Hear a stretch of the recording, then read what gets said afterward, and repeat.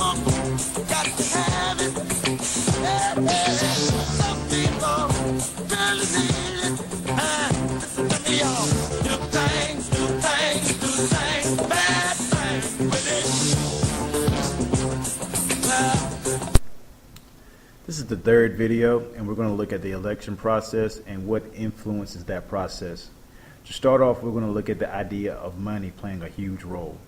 Last week I said that money is the reason why the two major political parties, which is the Republican Party and the Democratic Party, the reason they are the two major political parties is because they have the most funding and they have the most money. So money is a big role in the election process, and this whole video is going to be focused on the national election, so for the position of the president. So money plays a huge role. Each political party, they get contributions from individuals and organizations who support them and want their support. Now they get this money in the idea that if you give me this funding, I will look after you and your needs once I reach the position that I'm in. So the people who are given this money, they are in two different groups. One is going to be a lobbyist, and the lobbyists are groups of people who are hired by private groups to influence decisions made by Congress and by people who run for the president. So money is allocated to these people who are running for these positions, and if they win their position, it is expected that they're going to look out for these people who gave them money. The other kind of group or organization that gives money is going to be a political action committee. Now, a political action committee is an organization in the United States that's going to campaign for or against a political candidate. They give lots of money to political candidates, especially the president. So on the ads where you see a candidate's taking money and they're going to look after that person who they're getting money from, that is actually true. That happens in politics. Political action committees, lobbyists, interest groups, these three groups are given money, and they expect that if the candidate they're giving their money to wins, that their needs are going to be looked after once that person gets to where they need to go, in whatever position they're running for. Because money plays such a huge role, campaign finance reform is something that is very important. Now, campaign finance reform is a movement to change the rules to get money out of politics. So they're trying to separate politics from money in order to have fair politics, and so politics won't be a I scratch your back, you scratch my back type deal, where people are constantly looking after people who gave them money. So think about how money plays a big role in the election process and in political parties. Now, for the national election for the president, that's going to be what we're going to focus on for this video. Now, the process starts off at a convention where each political party has to decide who is going to run for president in case there is no incumbent for their political party. So the Republicans this year, they had their convention. They announced a field of several individuals, and slowly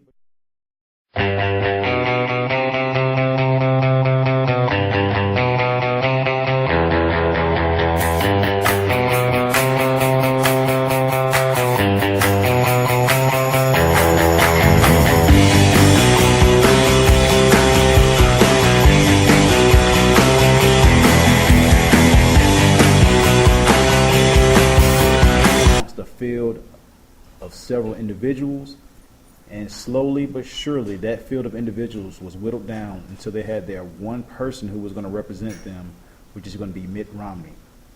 Now, the field was whittled down through the use of primaries and caucuses. A primary or a caucus is held in each state, and the people who are registered to that political party of that state, they're going to choose and go out and vote for who they want to represent them for the position of the president. So it went from state to state this year, and any and everybody who was a registered Republican, they voted for Mitt Romney pretty much to represent them for their political party. There are two kinds of primaries. You have a closed primary and an open primary.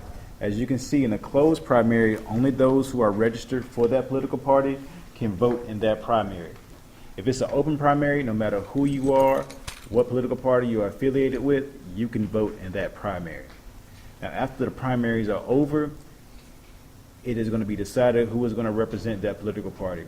So the primary showed that the Republican Party wanted Mitt Romney to represent them for the presidential election, and so A person who gets the majority of the votes, they're the winner for that particular political party, and then it goes on to the next step.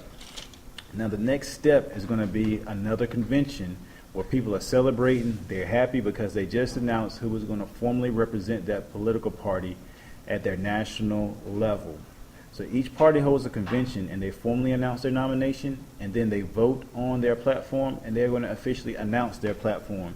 Now we've already talked about what a platform is. That's just a political party's ideas and beliefs for what they hope to accomplish once they're in office. After the convention is held, that's when it's time to campaign. That's when the candidates get out there, and that's when they spread the word about what they hope to do and what they plan to do once they're in office. Now, when they're campaigning, you're going to have campaign managers, volunteers, and you're going to have lots of money being spread and dispersed throughout the community so the word can spread and so they can try to influence government, inform the citizens, and do all those roles which you talked about in which political parties function in. Now, the most important part of a campaign is going to be the volunteers and those who work for the campaign. You're going to have your campaign manager and staff, and basically those are the people who are going to develop the speeches, the strategies, and they're going to shape a campaign's issues. These are the people behind the scenes who work to help the candidate get more popularity and to gain more prosperity in the media. The next important group of people that are going to be a part of the campaign are going to be your volunteers. Now, your volunteers are normally going to be canvassers, and those are people who go door to door to spread word about the political party and their candidates.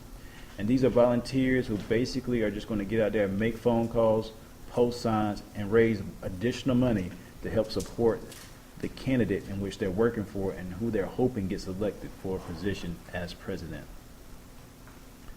Now, these are the behind the scenes things, and it's just a small glimpse of what happens. In class tomorrow and for the homework tomorrow, we're going to be looking at money and the media. So how is the media influencing us as voters? What steps do they use? What methods do they use? That's it for tonight. Know the stuff for tomorrow, and it will be quizzed.